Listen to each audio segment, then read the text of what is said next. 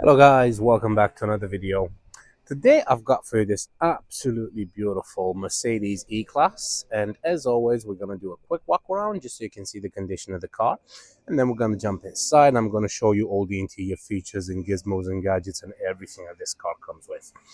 So like I said, this is a Mercedes E-Class E220 Executive SE CDI Blue Efficiency 7G-Tronic Automatic. Right, try saying that 3 times fast. Basically, it's one of the best cars ever made. It is an absolutely bulletproof engine. It is a tried and tested car. There's pretty much all taxis in Germany, for example, are E-classes, and they rack up hundreds and hundreds of thousands of miles, and these things just keep powering through. They are absolutely amazing cars. But let me just give you some details about this particular car, and then we can talk more about the actual make and model of the car. So it is a saloon, obviously.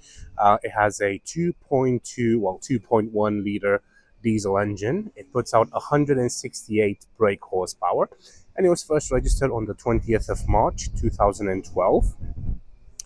It comes with a valid MOT until the 11th of June 2026, so it's just been MOT'd, and the road tax is £195. Insurance group is 33E, so it's about the middle. It's not too high, but it's not too low either. And it has a CO2 output of 132 grams per kilometer. Fuel economy is absolutely fantastic. You can get 44 miles per gallon around town, 65 miles per gallon on a motorway run, with a combined fuel economy of about 56 miles per gallon. It has a top speed of 141 miles per hour, and not the 60 time of 8.4 seconds. And excuse me, also comes with a full service history. It's only got 2 previous owners, and it drives like a dream. I've just had the car serviced, I've just had it MOT'd, and it's perfect. It has absolutely no issues whatsoever. I did have a crazy thought of keeping it for myself, actually. That was the initial thought behind the purchase, but I've actually found another one of these, but it is the facelift model. So this model code is called the W212, so the W212, and the facelift, these came out in about 2009, 2010-ish, and it ran all the way up to 2014. And then in 2014, it had a facelift, well, pretty much a major facelift, I think. That's the most significant facelift on a car that's ever been made. I think Mercedes spent close to €1 billion on developing the facelifted model of this car. The exterior has been changed. The interior is pretty much left the same. But the good news is these ones are obviously a lot lower in price now because the facelift took over. Obviously now we're at a 8th generation of E-Class, I think so. But this is still a lot of people consider this to be like the last genuine Mercedes, because it's the last one that actually had that hood ornament as well in there, the bonnet ornament sticking up like that, just so you can always see what car you're driving. When you look through the window, you can always see that ornament sticking up like that. The facelift model took that away, and now it's just got a flush Mercedes-Benz logo, plus it's got the big Mercedes logo in the front grille there. But yeah, it's an absolutely fantastic car. The alloys are in fantastic condition, as you can see. It is the Blue Efficiency model. I don't think I've seen any dents or any major scratches or anything like that anywhere on the car. It's been kept in a fantastic condition, and like I said, it does come with full service history as well. I've just had it serviced, like I said. The interior, well, the interior is absolutely gorgeous on these things. Usually I go around cars and I say it's got soft touch materials and stuff. I mean, I don't really need to do that with this because it's a Mercedes and it's an E-Class, so it it is top notch quality throughout the whole cabin and the exterior and everywhere. It is very, very solidly built. There's no rattles, there's no squeaks or anything like that. It's just an absolutely bulletproof car. The seats are in fantastic condition. You do get full leather interior. You do have semi electric seats, and I say semi because to move the seat forwards and backwards, you've got a lever down there, but the backrest moves electronically. You can raise the seat up electronically. You can lower the thigh support and raise it electronically. So it's just the movement of the seat backwards and forwards, which is manual, but the rest of it is all electric. Let's have a quick look over at the rear. Even the sound that the door makes. I mean, look at how thick the door is, and it's, listen to this. It's got such a nice solid thump to it when you close the door. It's an absolutely amazing car. Hence why I actually, like I said, I bought one of these for myself. Granted, like I said, it is the facelift model, but I initially wanted this one for me, and then literally 2 days later after I bought this, the facelift came around and it was too good to pass on, so I bought that one and I'm gonna sell this one. Plus, again, personal preference. I've had silver cars in the past, plenty of silver cars. I did want to have a different color, so the new one that I've got is a nice deep blue, so that kind of swayed me as well. Plus, like I said, it is the slightly newer generation, which looks a little bit different to this one, but under the skin it's exactly the same car. And I would have genuinely kept this one if I wouldn't have found the facelifted model at such a good price. Now, moving over to the back, again, fantastic condition, lovely quality everywhere you touch. It's just full leather everywhere. Again, back seats are in great condition as well. As you can see, you do have an armrest here as well, and down there you also have cup holders, which you can obviously use it for drinks and stuff. Just put that back. In there you also have a 12-volt socket and an ashtray. The car still needs to get a good proper valet on there, which will be done as soon as I finish the video, so it will be sparkling. The rear alloys are again in fantastic condition. Let's have a quick look over at the rear. So it does have rear parking sensors as well as front parking sensors, but you also have a reversing camera, which I'll show you as soon as we get to the interior. To open the boot, you can actually open it 3 ways. So you can open it directly from the key. That's the key, so you can keep the button pressed and then the boot will just pop open just like that. And then there's plenty of storage in there. I do love the fact that you get one of these things. So this is a little hook, so you can hang your groceries from, which is, again, it's fantastic. And then down there, again, it's gonna need good valet, but you do also have a spare tire underneath that as well. So it does come with a spare tire. Now, to put the boot down, again, 3 ways of doing it. So you can do it directly from the key, just like that. Oh, is it not working?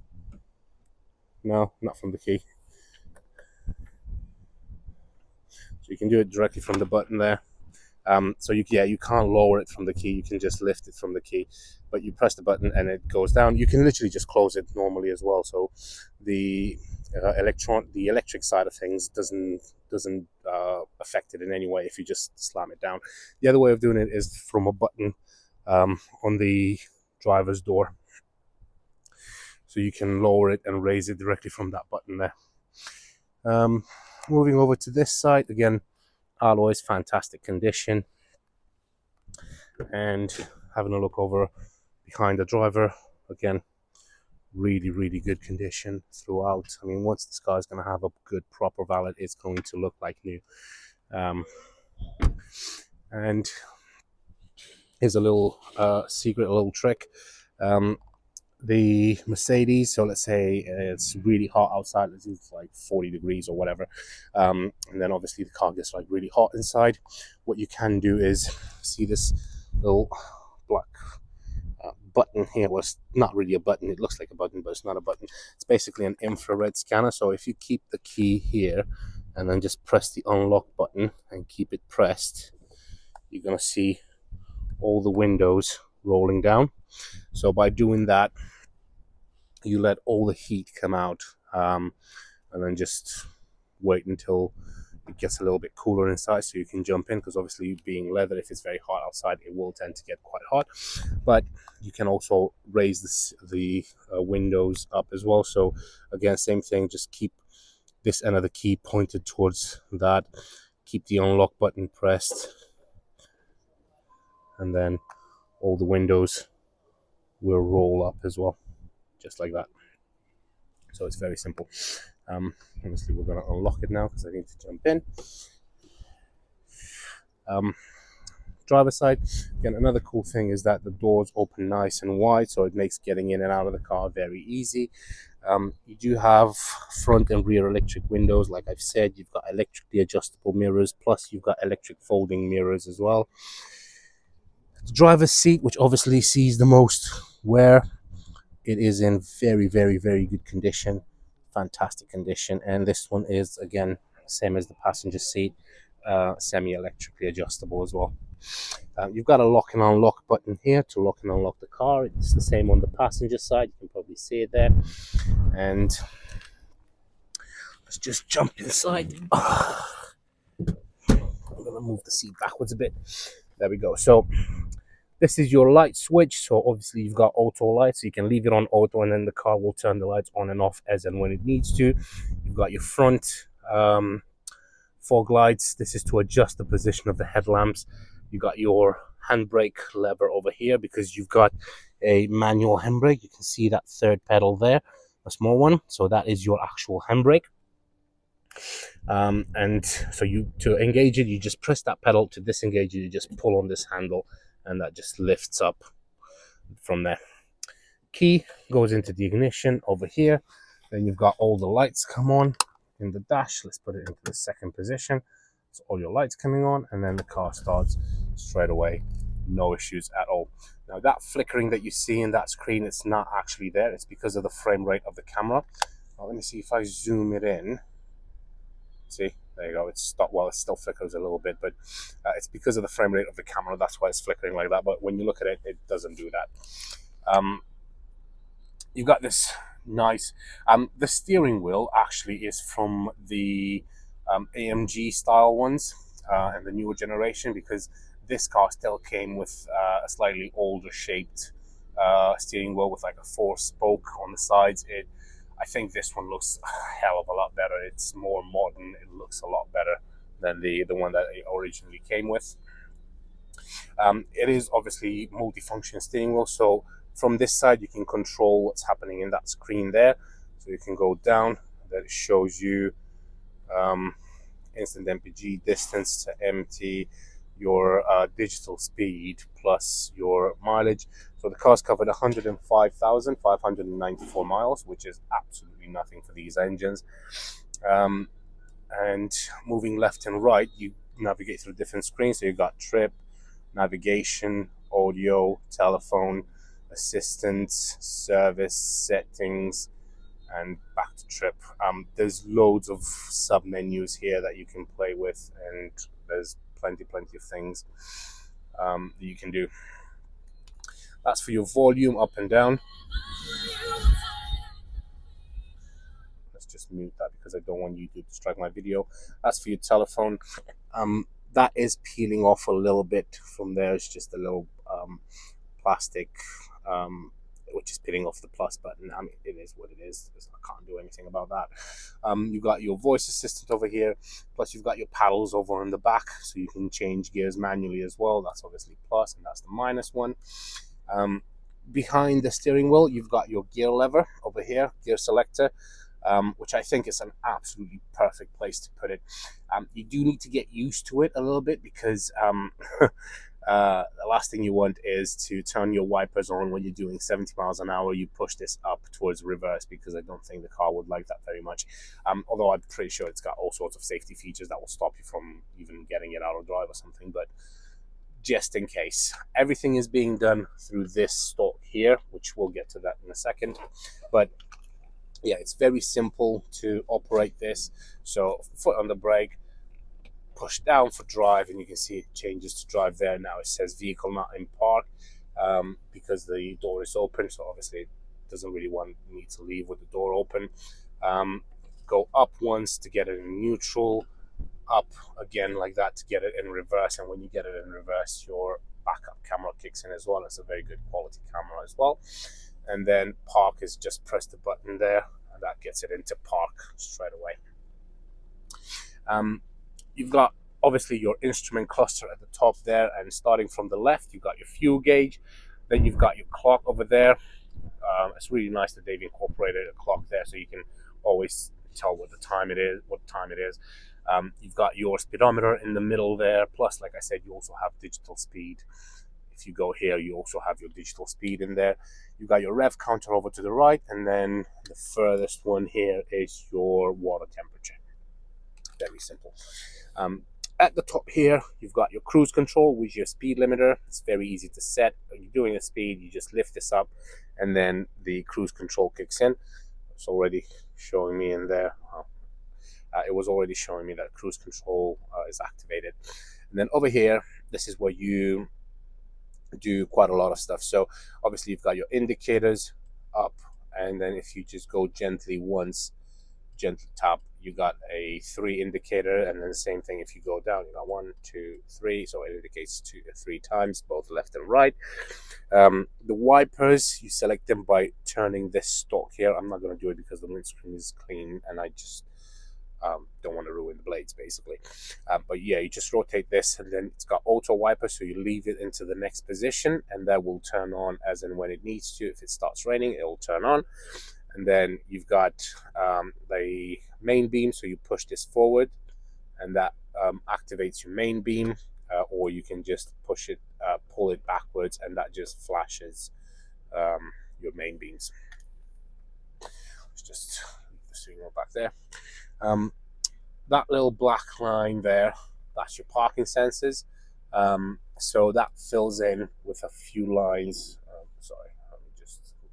So that fills in with a few lines as you're getting closer to whatever is in front of you. And then if you get too close, you're going to have 2 red lines in the middle, and it's going to start beeping. Down there, and it's the same thing for the reverse. You can probably see that there is a black line just up there. It's the same thing. It's the same thing as the one on the front. Now you've got your screen there in the middle. You can probably see it's already on the sat-nav screen. Press the radio, it moves over to the radio. Let me just turn this down. It's got a very, very simple way of showing you the radio station. So right now it's on hard, but you can see classic, greatest hits, BBC Gloucestershire, and so on. You got disc over here, Navi, telephone, system. When you press system, you've got settings, time, consumption, display off. So plenty of adjustments in there as well. You got 2 air vents over here, hazard lights, and then down here is your radio, so you can control the volume. Is it just the from that knob there? Plus you can change different tracks. Then I've already showed you, you got radio, disc, Navi, telephone, mute, system, and that's to answer, reject, and to answer a phone call. These are your buttons to like dial numbers if you need to. Down here you've got your parking sensors. Eco is for your start stop, so when you drive, if you stop at a traffic light with your foot on the brake, then Eco will kick in, and it will turn off your engine, and then as soon as you take your foot off the brake to press the accelerator, the engine will come back to life, and then you can pull away. So that's saving you fuel. You have heated seats both for the driver and the passenger, and they are heated on 3 levels. So it's 1, 2, 3, and closed. And then down here you've got your climate control, which is very simple to operate. You lift this up to the fan speed. This is mode, so this is where you select where you want the air to come out from. that. This is where you select temperature, so you can have there's a dual zone climate control. So right now it's 16 degrees. So if I move this, they both change. You can see 17 here, 17 there. So they both change. If you press zone, then I can change this. I can take this to 23 degrees and I can take this to 16 degrees. So you can have two different temperatures coming out at the same time. If I press zone again, that will jump straight to the driver's side one, just like that. And then obviously you can adjust both by just using one of these dials. That's to turn it off. You've got your rear window defrost, AC, auto. That's the zone one I was showing you. Front window defrost and your recirculate over there. Very simple to use. Let's just turn it off. Over here, you've got, again, I do love how nice and clean this is. That's why I said I love the gear lever up there, because it's out of your way. You can't see it, and you've got so much room here to like do whatever. And this opens up two ways, so that's one.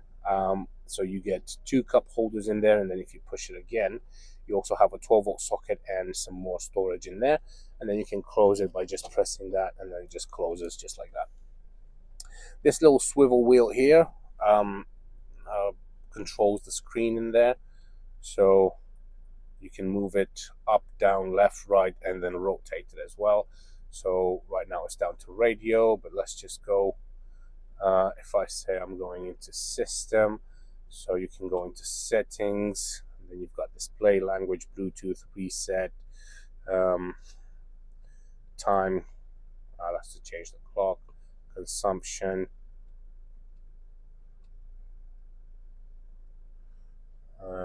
display off. Yeah, there's plenty of stuff to do on there if you need to. And then next to it, you've got a button with ES. So these are your driving modes. You've got Eco and Sport. So if I was to press that button, you can see in the dashboard, you see that little E next to the parking there. So if I press this button, it changes to Sport. So now the car goes into Sport mode, and now it's back into Eco. And then over here, you've got a nice, massive armrest, which opens up just by lifting this up. Like I said, the car needs a good valet. But in here, you can actually plug in a Bluetooth adapter, because the car comes with Bluetooth at the moment, but it's only for phone connectivity. So you can only make and receive phone calls. You can't stream music from your phone. But with a Bluetooth adapter, which I already have, and I will plug it in, I will leave it with the car. Because I bought it again because I thought I'm going to keep this car for myself. So I bought that Bluetooth adapter because I wanted to stream music. But yeah, like I said, I've changed to the facelift model. So yeah, in here you can plug in that Bluetooth adapter, so you can actually have media streaming directly from your phone. Rear view mirror over there, plus you've got your interior lights, and obviously they work absolutely fine, no issues. Excuse me.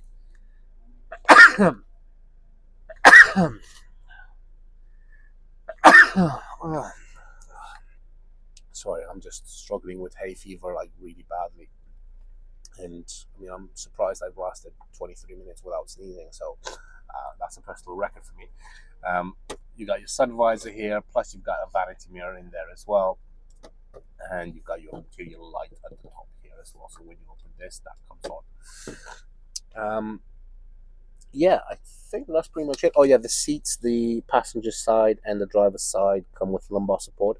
I'm actually a little bit jealous about this, because the facelift model doesn't come with lumbar support, and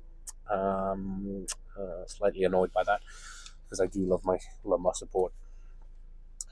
But yeah, other than that, the car is absolutely fantastic. It's a gorgeous vehicle. It drives beautiful. There's no issues with the car whatsoever. Like I said, it's got full service history. I've just had it serviced, just had an MOT. So yeah, there's nothing else I can tell you. It will have a proper valet done to it before somebody comes to pick it up. But yeah, it's just a fantastic car. Hence why I bought one myself. Right, let's go and park this baby up. There's there's so many things to mention. Like, for example, the seat belt has. I'll show you in there. Let me see if I can get to that bit. which I found like really strange, but it's really good as well.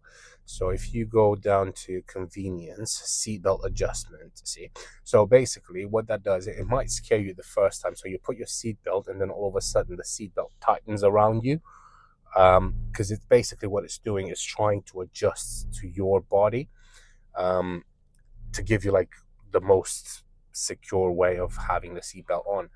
So it's just fantastic. Auto folding mirror, so you can change with these things. Then you got vehicle here, so speed limit for winter tires, auto door locks, acoustic lock. So acoustic lock is really nice because when you get out of the car and you press the lock button, it makes a short beep.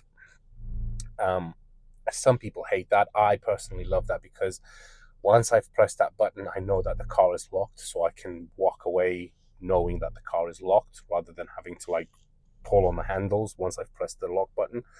I don't understand why some people hate it, but I love it. Hence why I've turned it on in this car as well.